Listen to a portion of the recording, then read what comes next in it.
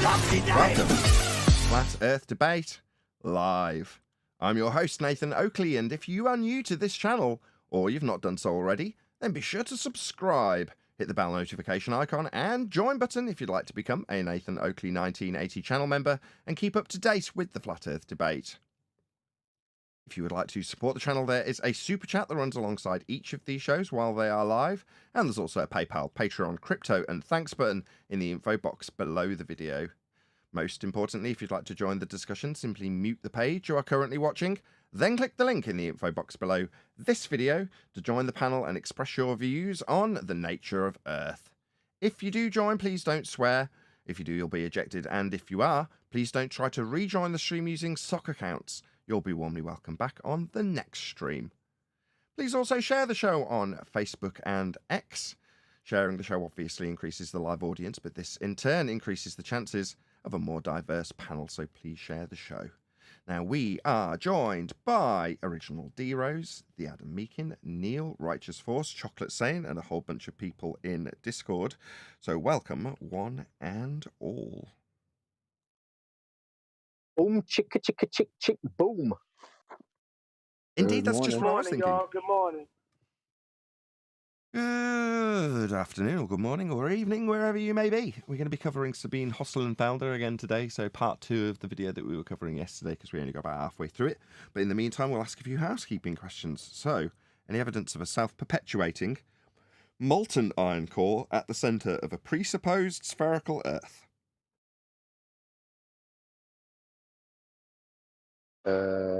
No. Presupposed, you say? The big fat negative. Right, any scientific evidence of gravity? Well, that's a bit Hell to the unfair no. Because we wouldn't expect to see any scientific evidence, as it's a mathematical model that describes it. sure, but it's also the catch-all term for an anti-flat earther / globe believer in respect to any problems that occur within their heliocentric paradigm can be answered by the claim to be physical effect we would experience in our physical world of the mathematical construct of gravity that has no physics for it, therefore no science for it, as you correctly assert. So it depends which way you want to look at it. He gave the correct response, though, for their usual claims, right? Because every claim they have, it's usually followed by, well, you wouldn't expect to see curvature. You wouldn't expect to see Coriolis. You wouldn't expect to see this. You wouldn't expect to see that. You wouldn't expect Meanwhile, scientific we're evidence of supposed to gravity. believe. Well, Yeah, exactly. Well, no, because anti-flat earthers may say that post-2018, but globe believers are under the acute misapprehension that there is scientific evidence for both the globe and for gravity.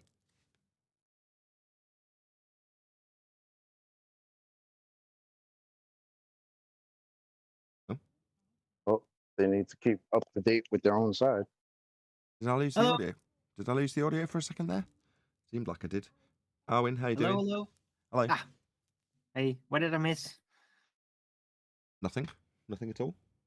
All right. You missed all types of globe proof, man. We're done. We're wrapping it up. Damn it. Yeah, man. It's a ball. 4 more spinning, hours. we're spinning around and stuff.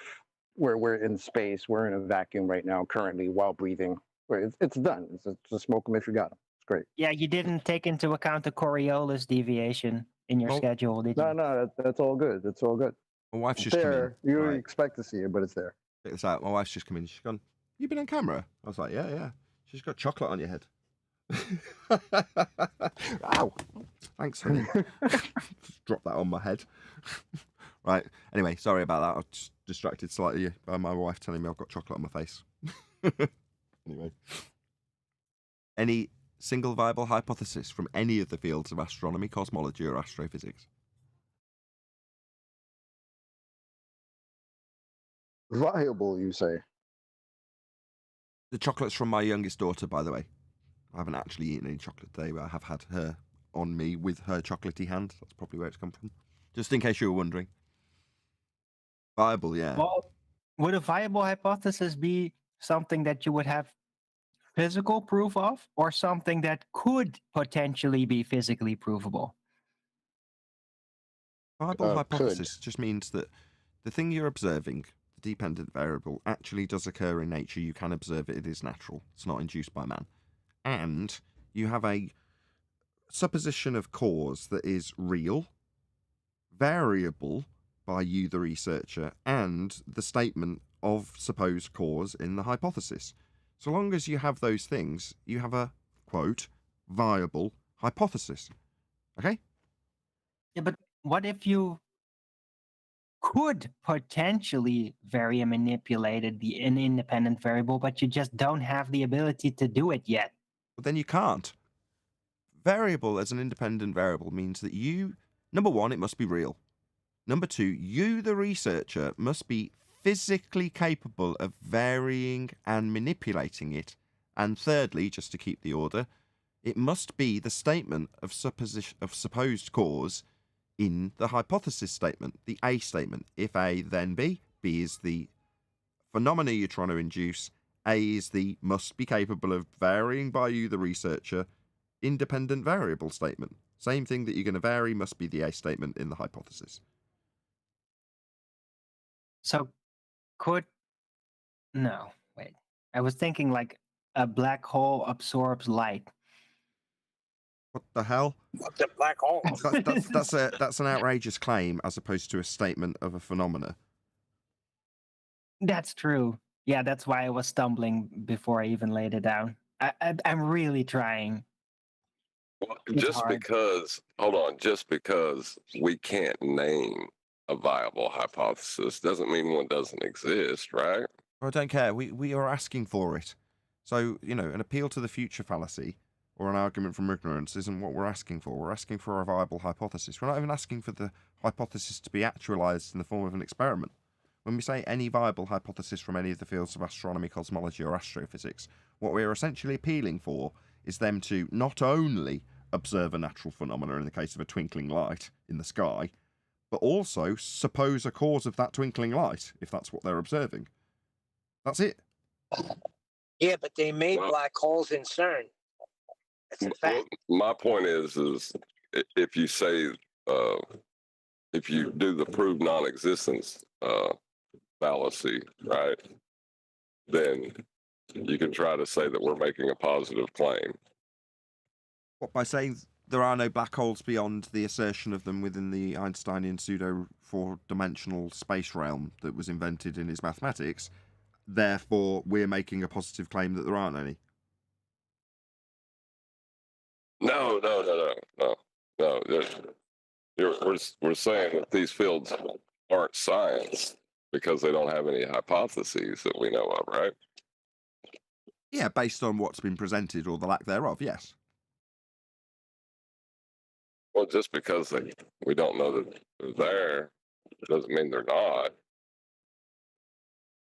Okay, You're still looking for a phenomena then, aren't you? let's make this more simplistic. What John's saying is if I say let's have some proof for unicorns, and John's argument is to turn around and say just because we can't give you any proof of unicorns doesn't mean unicorns don't exist. Correct, John? Yeah.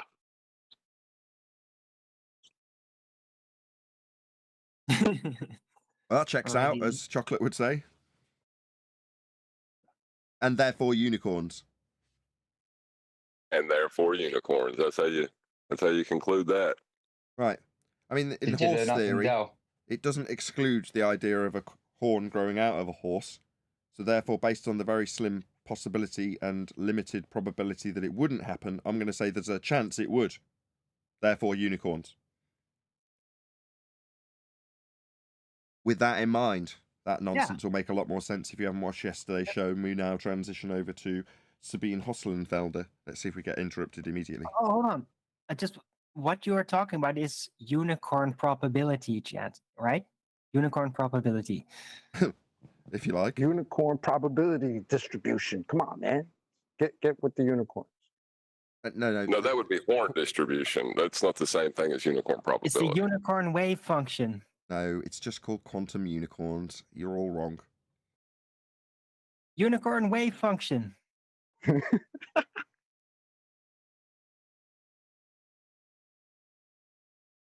It's a wave function. It's not really a wave, though. But you can think of it as a wave. Unicorns are just like that. Yep, Arwin going to continue talking no matter what, isn't he? Can you hear that in the... Yes. Yeah, I thought so. Okay, Wait, Arwin, what go was on. it? I was gonna object before you were talking about where you were like, he knows how to get into the ball when mind frame, and he knows how to stop. And I was just gonna be like, I don't know about that. Knows how to stop part. Don't tell him that we've been complimenting him earlier. Thank you. I love you, Arwin. Yeah, but I didn't also. I didn't see. or Literally, hear I have you started saying- the video again, and now Arwin's going to have a cross conversation about how I Ace is can't with hear the chocolate. video in here. Yeah, you can. No, I can't. I'm not You're not? hearing it. Oh, yeah. No, I you're haven't right. You heard can't. anything yet. No, my bad. My bad. I haven't heard it either. That entropy can't decrease. And as entropy increases, order gets destroyed. This is why things break, why we age, and why the universe will eventually become a big disordered bag of mixed particles. At some point, life in the universe will become impossible. That's kind of depressing. But We've already covered this. Where did we get up to? About halfway, right? You know what I find funny about that part where she says that's kind of depressing? That's where you think your life came from in the first place, lady. Like, are you okay? Right, we'll start here. I don't know where we got to yesterday, but we're going to start at 8 minutes 47 because that's where I ended up. these are all low entropy objects with specific structures that we have created. But eventually, this will stop working because we'll run out of low entropy reservoirs. There's who. So, by the virtue of the fact that entropy is moving from low to high, you're going to say that what? It's going to run out eventually. That's a logical extrapolation. You're moving outside the description of entropy to extrapolate out what you think will be the end. But that's not what the laws of nature do. They simply describe what's occurring as you observe it. Our sun will run out of Hold fuel. on. Did everyone fill their entropy reservoirs? You got your backup entropy on you? What the hell is he talking about? Yeah. Earth's core will go cold. Other stars will run out of fuel too, and See, that's why. So she's saying that, eventually the sun will burn out.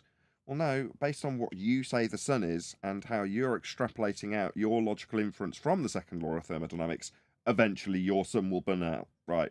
Okay. No, that doesn't take its inference from the second law of thermodynamics in any way, shape, or form at all, when all you describe with entropy would be the dispersion of a gas into a vacuum, for instance. Well, the sun, claimed to be a gas, would just be dispersing into the sky vacuum. So it doesn't lend itself to the sun in your model, because the sun is a direct violation of this law. eventually 10 to the 100 years or so from now, the universe will come into thermal equilibrium. Yeah, again, based on what? How you observe things behaving? I observe things in cycles. You can observe their entropic effects and then observe them cyclically coming back down again in the form of rain if you look at water, for example. Entropy will be as large as it can get, and nothing will happen on the average. Physicists call this heat death. Yeah, that's what we're moving into. Einsteinian notions of the end of the universe. No, these are all extrapolations from a concept that simply describes how things move forward through the arrow of time. Your extrapolation thereafter is worthless to everyone. The word is somewhat misleading because it doesn't mean it'll be hot. To the contrary, it'll be very cold and very dark. Heat refers to the useless energy that I mentioned previously. It had better be called high entropy death. What does entropy have to do with order? This has always confused me. I know The definitions of entropy have changed in terms of this crude description that she's about to go through. It doesn't actually comport with the most recent refined definitions of the second law. now think the brief answer is nothing, because Which is interesting because she already went through the number of available microstates, did she not, earlier? order doesn't have a well-defined meaning. Yeah, order to disorder is not a good way of describing the second law of thermodynamics, believe it or not. For example, imagine you're pouring milk into tea.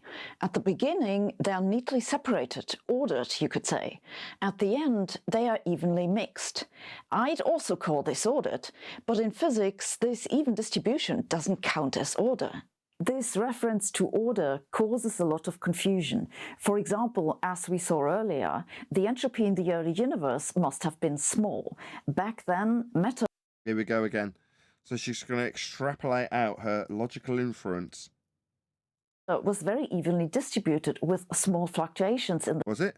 Says who? You got a time machine? You can only observe how things occur now and then describe them within this convention. That's it. This, going back in time, rewinding the arrow of time, biological inference, it works outside the convention. It's only there so she can extrapolate out the Big Bang. That's the only reason she's doing this.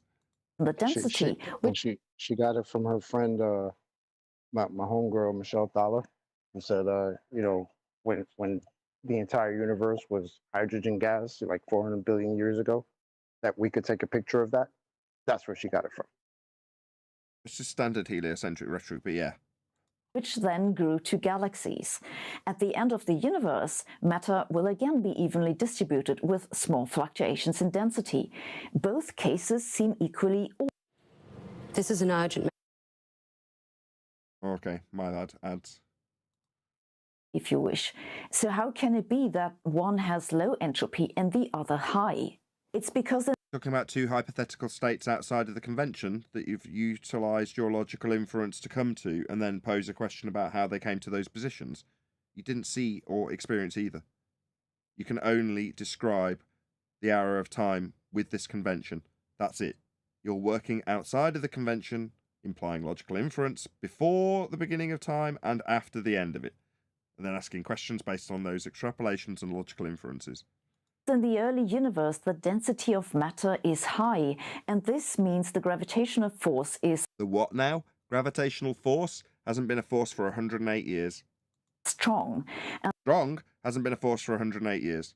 The gravitational force is attractive. There isn't one. It hasn't been a force for 108 years. So it wants to draw the stuff together. Does it? When it's not a force? An even distribution of matter when gravity is strong is incredibly... Strong? How can it be strong if it's not a force? Unlikely. It's unstable. It wants to clump. This even distribution, therefore, had low entropy. This is just a gravitational description, incorporating entropy, which it doesn't comport with. So the uneven distribution of mass causing the bending and warping of a fourth-dimensional space-time. Okay, mathematically describing fourth dimensions doesn't give rise to any force. Anybody who understands this stuff will tell you that. For instance, George Musa. I mean, gravity's not a force, but you can think of it as a force, end quote. Well, that's him telling you it's not a force. Now, while you might want to think of it as a force, you can think of me as a millionaire. I'm not. Smash the super chat to support this channel. But thinking about things as they are not isn't the game of realists like us. It's not a force. Remember, Nathan, he also, the great George Musa told us we must consider Newtonian gravity as a force. Doesn't mean it really is one, but we don't necessarily have to work at the really is level. Unquote. We at the Flat Earth debate side of this discussion do work at the really is level. Sabine Hosselenfelder does not work at the really is level. I mean, she might want to tell you how she's thinking about gravity being a force today, but it isn't one. At the end of the universe, however, Sorry, where have you been to this end of the universe? Did you explore this place in your rocket ship? Matter will be very thinly distributed. Really? All right. How have you validated that? Are you working outside of this convention much? And gravity will be weak. Will it? When it's not a force? Outside of the convention with a non-force force that you can think of as a force, just sack her off. What's she babbling about? So it doesn't want to clump again. Oh, doesn't want to? Right, reification fallacy. Ding, ding, ding, ding, ding. Sorry, it has desires now. Right? Bit like the gas particles at the Kármán line burning their bras, deciding to rebel against the second law of thermodynamics, not disperse into sky vacuums. Right? Oh my God. Yep. What next? It's going to be giving you a little discussion on it. This is a very likely situation. Really? The want and desires of the gravity is highly likely, says Sabine Hosselenfelder. We'll hold the whole front page for that one, love. So the entropy is high. And what's with information? Yes, the relation between What's with the ham-handed segue? entropy and information is subtle. Is it? Really? There was me thinking that information has a causal influence in quantum mechanics, but there we go. It's contained within the second law of thermodynamics, apparently. Comes from the definition. Sorry, did someone want to add something? I just want to say it's kind of funny. She's bringing up information. She seems to be a what she calls an atheist. So I'm curious where she thinks information comes from. Just curious. Can't exist in their world. Of entropy as the number of microstates per macrostate. Remember that to calculate the entropy, you average over microstates. This means you throw away information. In the macrostate, there's something you don't know. So high entropy means low information and low entropy means high information. Or that There was me thinking it was a position that it could occupy in space. And the number of available positions that were available to occupy would be considered the microstate value. Am I wrong in that, John? Not there. Yeah, the microstate value, you'd have to know the overall amount of space, right? Is that what you said? Yeah. She's trying to ascribe the number of available microstates, which you're correctly identifying as only being identifiable if you know the volume of the space that you can have and availability of positions to be in or microstates. Well, that's correct, but she's not quite saying that. She's saying that the information is going to decrease with the available amount of microstates. I think that's what she's said. And I'm saying, hang on a second, I just thought it was the available number of positions that any given particle could be in at any one time and the availability thereof. That would be the number of available microstates, unless I'm mistaken. That's what I'm asking. Okay, she's talking about the individual particle, how much movement it has. She's saying that's information. Do you want to hear it She's saying again? that's information? Yeah, do you want to hear it again? Yes, please. number of microstates per macrostate. Remember that to calculate the entropy, you average over microstates. This means you throw away information. There you go. I don't know if that made any sense at all. No, that's what I thought. No, that's information. That's what I'm thinking. Hold on, go ahead. She's hybriding two things there. Okay, so that's information theory of entropy. I'm just quickly looking it up, but oh, looks like we're going to be eating a humble pie, lads. Go ahead, Adam. You look. No, I think there's a distinction. In information theory, the entropy of a random variable is the average level of information, surprise, or uncertainty inherent to the variable possible outcomes, given a discrete random variable which takes values into the alphabet and is distributed according to where sigma denotes the sum of the variables' possible values. So I think it's more detailing information and how you... I don't think it's specifically talking about standard entropy with regards to energy. I'll read a bit further, but it seems to make that distinguishment. Look at the beginning with... Okay, well, perhaps our ignorance, or my ignorance specifically, hasn't led me to be able to distinguish this convolution by her, in which case I'll just plead ignorance and go, fine. If I don't know why she's blurred these lines because I don't know the distinction, then hopefully Adam will elucidate that in time. We'll play on for a little bit while Adam reads. In the macrostate, there's something you don't know. So high entropy means low information and low entropy means high information. All that I told you so far is pretty standard textbook stuff, and if you picked a random physicist on the street and asked them if they agree, you should let them go because they have better things to do. Now I want to tell you why I don't think heat death is how life will end. Remember that entropy I've got counts... a good analogy. Okay. So I think this relates to what she's talking about. So I do think we're correct to question it because it's... So... in the case of two fair coin tosses, the information entropy in 2 bits is the base of the log of the number of possible outcomes with the 2 coins, there are 4 possible outcomes and 2 bits of entropy, i.e. if it lands on heads, tails has been wasted information. Generally, information entropy is the average amount of information conveyed by an event when considering all the outcomes. So when we're talking about that information entropy, I think it's like you toss the coins, you get the entropy loss of it wasn't tails. You just convey that it was heads. But there's a loss of information there, technically, isn't there? I think that's what it's relating to, but it doesn't seem to be talking like particle physics. Right. So that's why she's saying that low entropy is high information, because since it's already, I don't know, this is weird. Well, no. I mean, I can got a bit understand more. the low entropy, high information. If you think of a reservoir, if every droplet of water contains information and you've got a low entropic state, in other words, it's a very high reservoir that's about to release all of its energy. Yeah?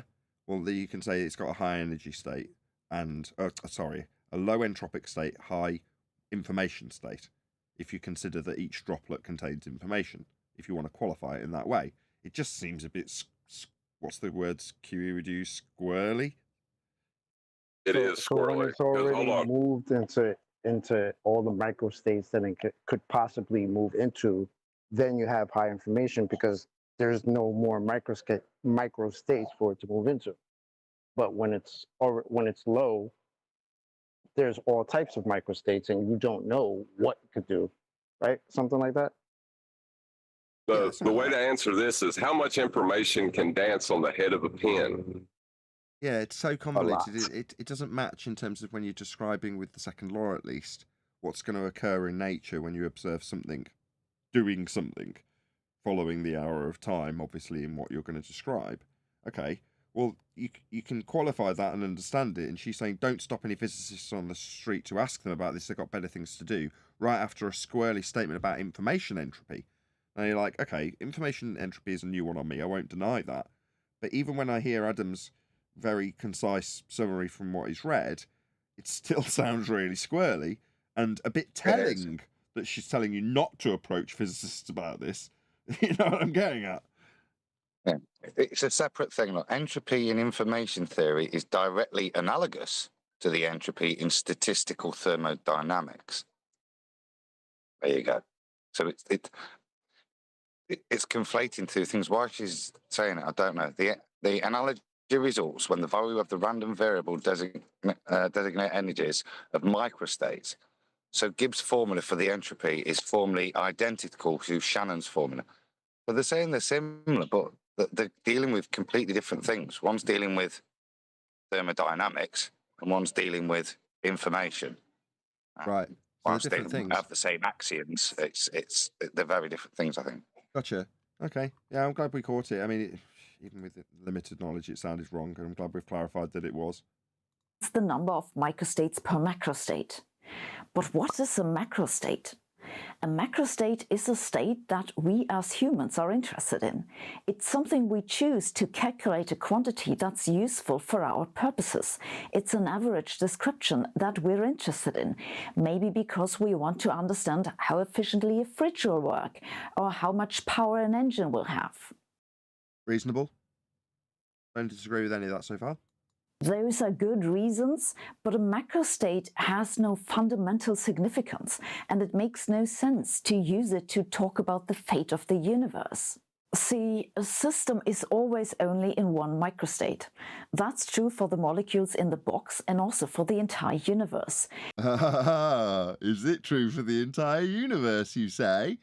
So it's contained? No, that's incorrect. I mean, Rumpus said it, you know. The second law of thermodynamics doesn't apply to the Earth. No, you're not picking up what she's putting down. She's saying this is why she disagrees with it. Oh! Yeah. Right. Yeah. Let's listen. We'll play on. They're in one particular configuration, one particular state. The probability of this microstate is 1, and that of all other states 0. And as the state changes in time, this will remain so. The entropy of this one microstate per microstate is always 0 and stays 0. The second law of thermodynamics doesn't say that entropy increases. It says it doesn't decrease, but it can full well remain constant. The reason we get more complicated probabilities and the... So what was the issue? So, okay, in the description, it's describing it reaching equilibrium. That's the summary of what she's just said. But what's the issue with that? Okay, yes, the second law of thermodynamics describes an equilibrium. What's the problem? Anybody know where she's going with this? Because I don't. No, I don't. But it sounds like it's working up to a confessional debate conclusion again. Let's have a listen. Maybe it has to do with her equations that will say, oh, the likeliness of this is very, very low, but there's still likeliness that it will happen. I mean, No, she's saying that her space paradigm, where everything should go to what she said earlier, everything will go to shit, that the whole universe will be spread and dispersed evenly. She's now mitigating against that by saying that the entropy law doesn't state that. It says it could possibly stay the same. We could have equilibrium, not just complete equal energy soup spread across the whole universe, which is the kind of conclusion you would get from continued entropy, which is what she stated earlier. But she's now saying, no, that's not necessarily the case. You could have a nice equilibrium where entropy is not continuing. So she said it doesn't increase, doesn't it? It just has to stop decreasing.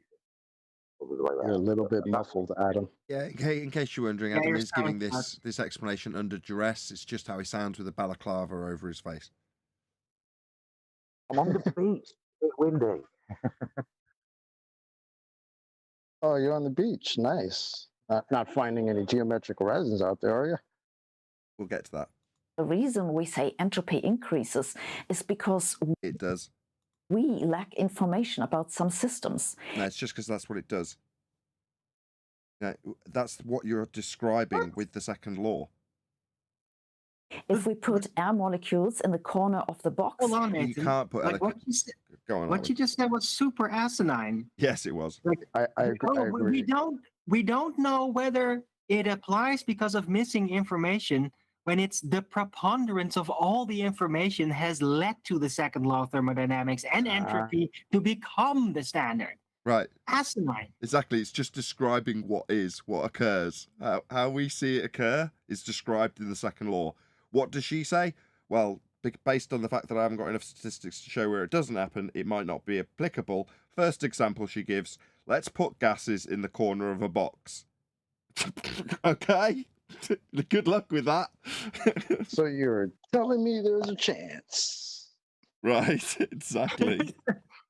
Right, 76 people watching. Don't know why there's so weak numbers today. Please share the show if you've not done so already. However, I am very grateful that we've got 75 people watching. It's good to have an audience at all. We don't know where they're going, but at least we know where they are.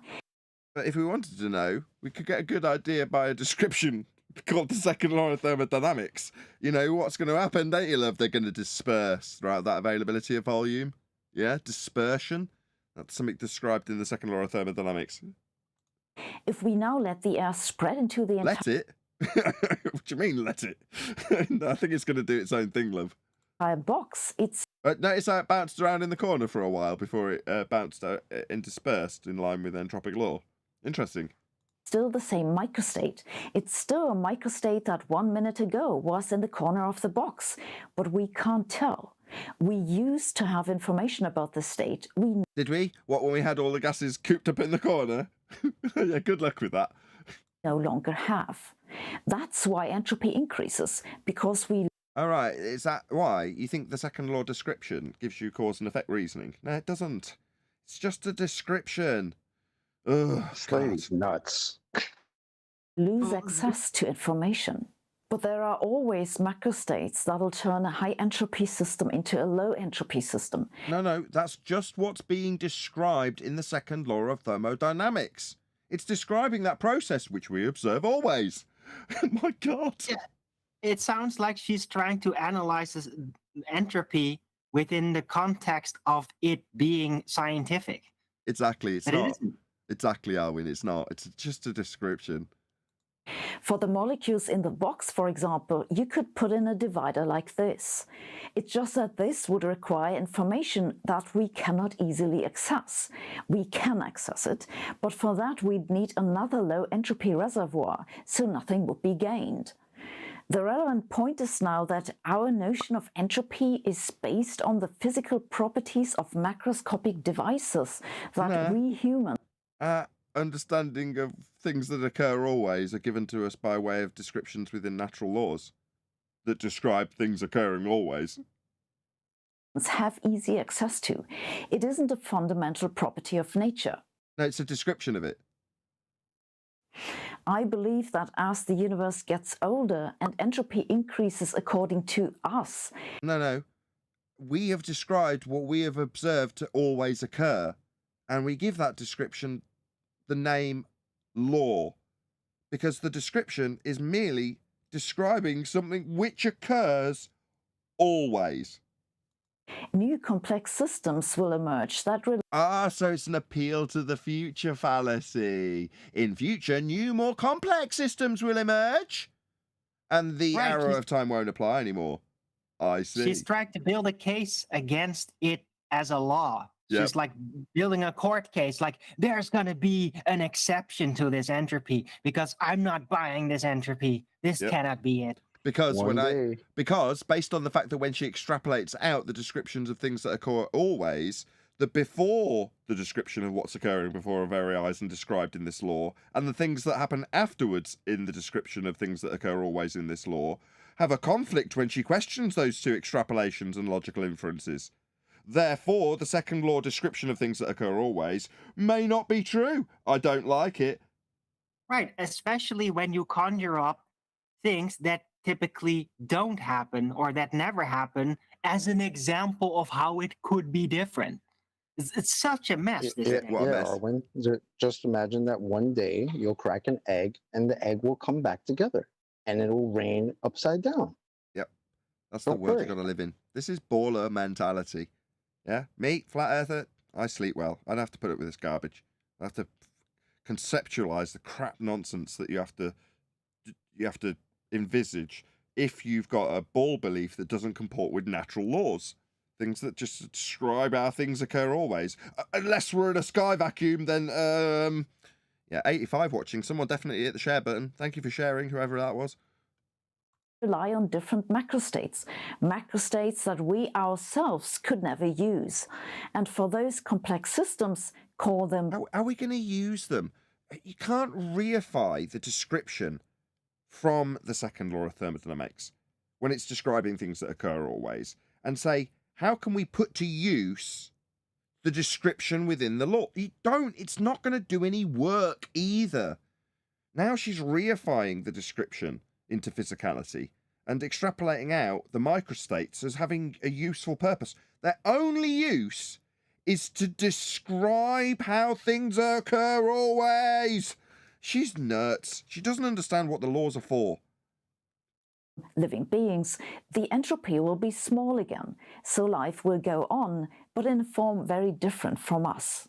Appeal to the future fallacy. And what about quantum mechanics, I hear you ask? No, we asked earlier when you were talking about information. I think we even jokingly started to give it absurd titles with quantum in them earlier in the show. But at this particular juncture, no, nobody asked that question. Did anybody ask that question? No. Even when you brought up information, we didn't ask that question. But didn't she bring it up, though? I mean, talking about microstates, isn't that specifically from quantum mechanics? These aren't the droids you're looking for. These aren't the microstates you're looking for. No. When you say that, no, you're confusing probability distribution with microstates, Arwen. Okay, so they're not related at all? No, the diffraction pattern that you would observe if you're talking about wavelengths of light and the collapse thereof, that would be wave function collapse. That's probability distribution. and establishing the cause of that phenomena observed in nature, that's diffraction, would be what gives you your computers and semiconductors as a result Right, I of guess they're establishing the separate. cause with quantum mechanics. But that's got sod all to do with the description in Entropy of microstates, unless somebody on the panel suddenly says, well, actually. But Well, I don't think so. I Will. thought that quantum mechanics was also had been busying itself with how exactly it all happens. Like, No. how would entropy transpire? Well, maybe you can make those extrapolations, but no, not within the base science of quantum mechanics. That's not what's occurring. No, science is very limited, as you well know, Arwin. All you're going to be doing is establishing that knowledge of which path causes wave function collapse. I've just twigged why you've got that. Hold on, I've just figured out why you're doing this, or why you have the misapprehension, I should say. They're both probability based, aren't they? That's it. Yes, exactly. That was my But that's point. it. Okay, All so right, that's it, but they're not connected. But just because these two are probability connected doesn't mean that I would ask the question, what about quantum mechanics? So we'll just correct her. No, Sabine, you may now ask that question and have. We haven't, but we'll see where you go. So they're like brothers in the same spectrum, but they're definitely not the same root. They're not the same things. Well, brothers in respect that they're both probability based, I suppose. Yeah. All right. Quantum Then I got it straight out. mechanics doesn't change anything about this. In Why would it? quantum mechanics, the universe is still in exactly one microstate. It's just that now it's one big wave function. Oh my God! So we preemptively covered where it could be convoluted but shouldn't because they're distinctly different things. And then immediately she does exactly that. Who would have thunk it? I did. I predicted the future just there. I was going to take credit for that, but fine. We I both did sometimes it. Yeah, we did, between us. hear people say that the Heisenberg uncertainty principle implies there are quantities that you cannot measure at the same time. And what's this got to do with the second law of thermodynamics? Hot moving to cold, high pressure to low pressure, dispersion, osmosis, diffusion. What about all those things? Those are all second law related. What's this got to do with it? For example, position and momentum. Nobody asked this, did they? But this is a misunderstanding. You can Is it? Who's misunderstanding this other than you? You brought it up. totally measure both. It's just that if you can predict the outcome of one of those measurements very well, you can say very little about the outcome of the other measurement. I talked about this in more detail in an About what you couldn't know? How profound. I don't think I'll be watching that. I'll give that a miss. earlier video. So if in 10 to the 100 years you arrive at the end of the universe and they've put up a sign saying, sorry, we're closed, tell them Sabine sent you. None of the above will be functionally possible by any one person, and if they did, they wouldn't be mentioning you if they'd achieved it. This was the most optimistic and uplifting video I've ever On the contrary, if on the other hand this got you moist love, then good for you. done and can ever do. It can only go downhill from here. Okay? What, like the arrow of time? Big questions like this got me interested in physics. This isn't physics, this is laws of nature. I mean, you've convoluted in some physical properties of quantum mechanics right at the end there, but this is just describing how things occur in nature. How did she find this uplifting? Exactly. She just said, But- oh, I but- find this very uplifting. And then it's like, yeah, it's all going But downhill from here. What? by ending it with, if you get to the end of the universe and there's a sign that says, we're closed, tell her she said to you. That's how it's uplifting. Perfect segue for me to say that what you can do as an audience member of Nathan Oakley 1980 YouTube channel, or if you're watching this as a premiere on the Nathan Oakley channel, then let Sabine know at Nathan Oakley 1980 or at Nathan Oakley sent me. And you can let her know that we responded to her video in terms of her convoluted gaggle screw of nonsense with respect to the second law of thermodynamics, that's entropic law, and her spattering of nonsense when it came to quantum mechanics. The fascinating thing about them is that you don't need all that much maths to understand them. It's differential. Why would we need any when laws of nature describe how things occur in nature and science establishes the cause of an effect? Neither require any mathematical acumen. equations and probabilities and That sounds a lot like maths. You said earlier that this got you moist for physics. Well, correct me if I'm wrong, but that sounds a lot like maths. that's basically it. Well, then you got excited for the maths. Physics is the physical. If you want to know more about the maths behind what I talked about today, And how it got you moist for physics? I recommend you try brilliant.org, who have been I reckon you try a full frontal lobotomy because it's not physics. sponsoring this video. With their maths. Oh, okay. I mean, we were more interested in the physics. But physics isn't natural law descriptions. Physics establishes causes of effects in nature we observe. Laws of nature merely describe how things occur always. You could describe that description as a phenomena, a very concise and accurate description of a phenomena. But it's not science. I think we've only got a plug for Brilliant following this. Links going by in the chat right now, so go and let Sabine know at Nathan Oakley 1980 sent me. That's it, we're done. Just in case you were unaware. Mic check, mic check. Yeah, I can hear Yeah, you. you're not listening to chocolate. I'm not listening because I'm rounding out. Ah. Rounding out the video. Go ahead, Chocolate. Now you were giving her grief for why she's trying to include math. You have to remember the entire video she's been trying to stuff this equation of likeliness, which is what I'm going to call it, into her little spew over here. So she's got to leave room for that. The equation of likeliness of something that's not very likely to happen, but still kind of likely. It's ridiculous. I got a message from Flatsoid. I don't know if this was intended to be read out, but I'm going to read it anyway. It says, "What up, brother? Hey, bro. Good. And yourself, man?" It's written in a way that he's like talking to me. This is Flatsoid. Dell is really starting to piss me off. His Dunning-Kruger abilities are off the charts. Dell has not responded to me about me challenging him yet. Would you guys be so kind as to ask him when I will be chatting with him? He claims us cowards, but seems to be avoiding me. Please ask him live at Nathan. By reading out your message, I have effectively done so. Apparently, Dell, Flatsoid's chasing you down. Me, I've got no interest in you. Like I say, I haven't given you a second thought beyond the revenue that your video might develop for me. But Flatsoid, on the other hand, he's keen. Yeah? He's obviously a fan. Yeah. Right, Flatsoid? Very keen to get Dell's attention? Fair enough, my friend. More power to you. Me, I've got no interest in such things, but I will absolutely pass on the message by virtue of reading out what I didn't know or did know was a message that could or could not be live and now is. So there we go. Dell is aware if he's listening. And now, our regular content. So what did we think? Sabine worth covering? Less irritating than most of them, I've got to be honest. Yeah, continue. They continue. Wasn't that the end? It was. I was just checking how much attention Arwen was paying. 0 is the answer. No, it was. I made it explicitly clear that talking through everyone else that I was rounding out the video, and then you moaned that I was talking. Maybe it was because you were all talking through me that you didn't hear me rounding out the video. Anyway,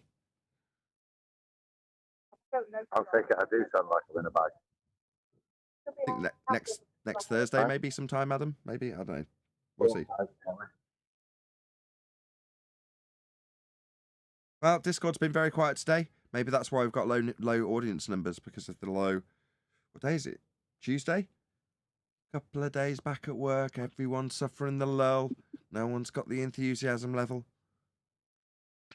Discord, the crowd loves you. Go for it. That's better, Adam. What did you do? Take the gag out of your mouth or what?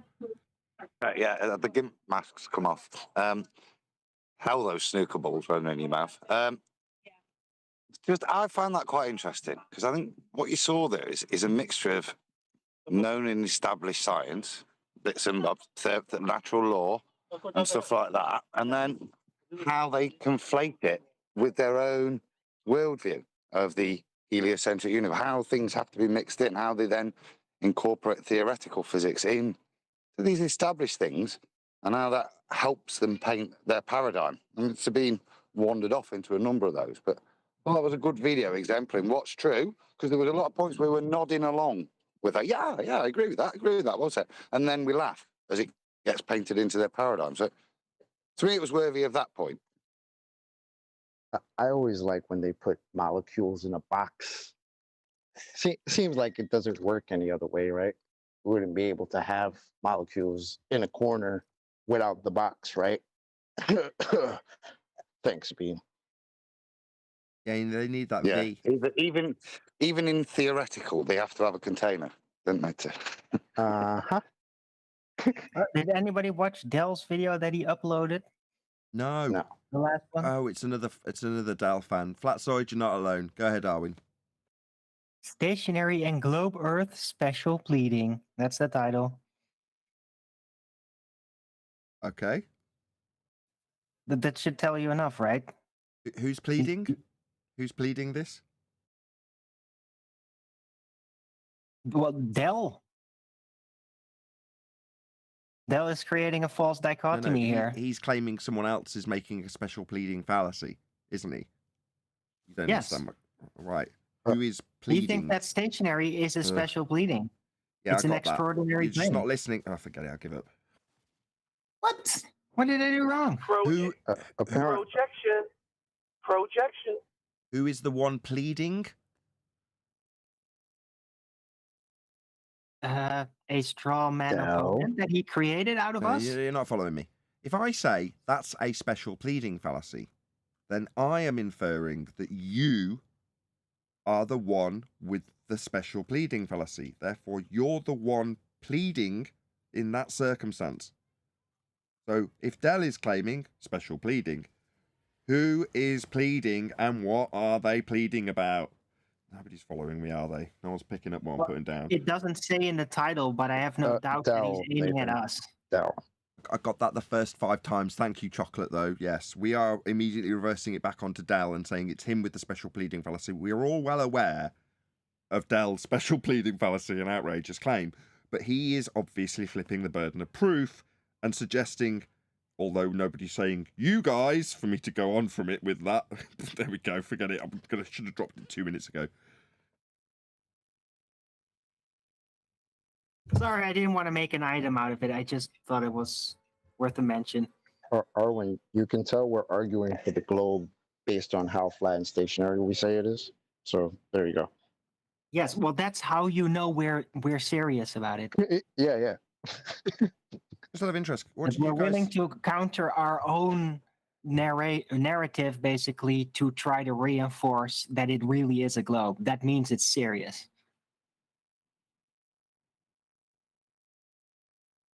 What do you guys think of the stills? I've updated the slide reel. Great stuff. So some of them are awesome. What I focused on this time, rather than last time, was mainly a focus on the arguments, and the slides sort of tried to illustrate the arguments. While I have incorporated quite a few of those in this slide reel, what I more focused on was the people that had been by or that we'd covered in the video. So obviously every person that's on screen like now, I can't remember this guy's name, but I remember some of the things he said. He reified nature and said we could talk to her. But that guy was obviously on a video we covered. So it's the step before words go onto a thumbnail. Same with this. This will have been a thumbnail, but just before I put words on it, that will have been like 2 or 3 layers in, if that makes sense. So that's what I've used, because it's mainly faces and people, which I think is just, appealing to the lowest common denominator, as terrible as that sounds. But I'm glad you like them. Yeah, even though I loved that show 24, and I was just like, Sideman Dad's face on Jack Bauer, but it was funny. But that was one of my favorite shows. So.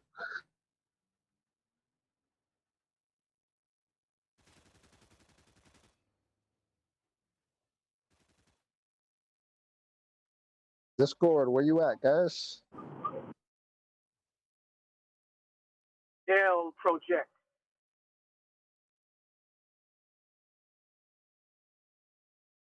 Not the guy that used to be in Discord that's in here now. Discord.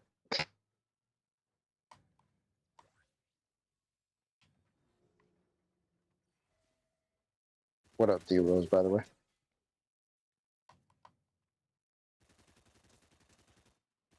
The end of the universe sign says we're Your sound is terrible. Is it? I'll go out and come back in.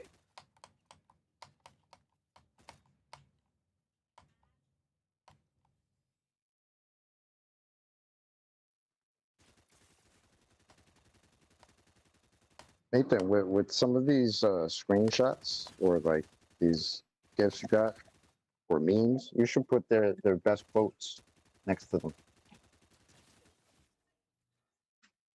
That's what I For the think what? anyway. Like I just saw Brian Cox when I looked at the screen, and first thing that came to my head was there isn't really a force of gravity at all. I'm thinking maybe you should just put like their famous quotes, while these or infamous. Good idea. Yeah. Well, they'd be next on to the them. thumbnails, wouldn't they? For the respective video that we covered them on, the quote is chances are coming out of a speech bubble in the thumbnail, if you know what I mean. Yeah. Yeah, there could be things. I'll get some ideas. I normally keep these real for about 2 years, so. Low day today. Why do you think everyone's so lethargic? I don't know why. I had the same issue on my show. I was like plenty of active, but everybody's just kind of like hanging around. I've got to I get don't the know. energy up before we round out for the after show. No. Well, we've just got through 17 minutes of Sabine.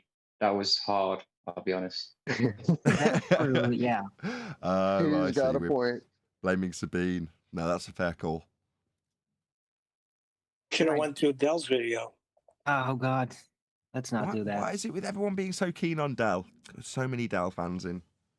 I'm not. You got a crush. Yeah, we've got Dell crushes. I'm much more interested in actually discussing the true nature of light.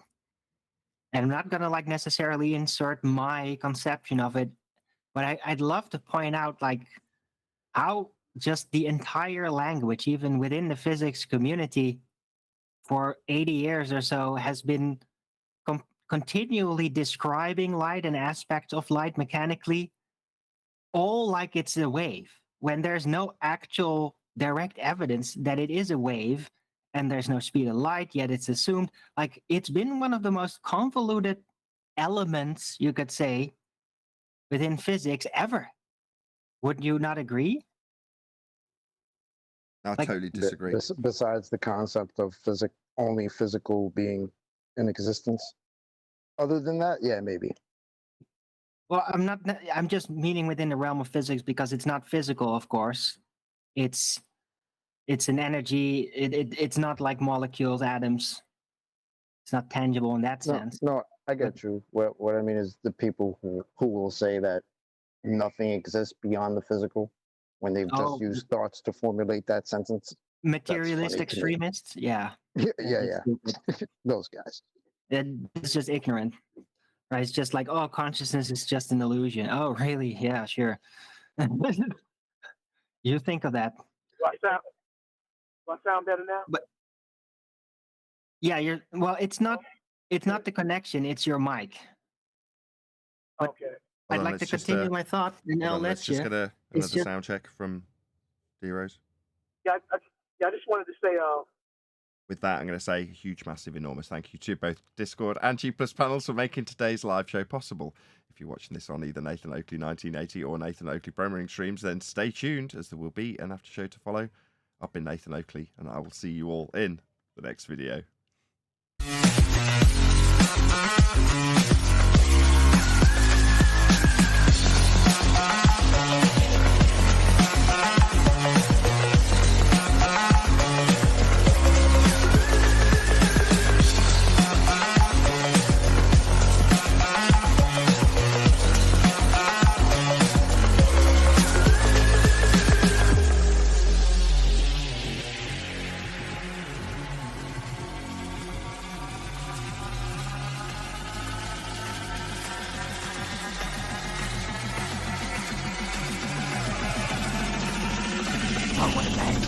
What a lovely day!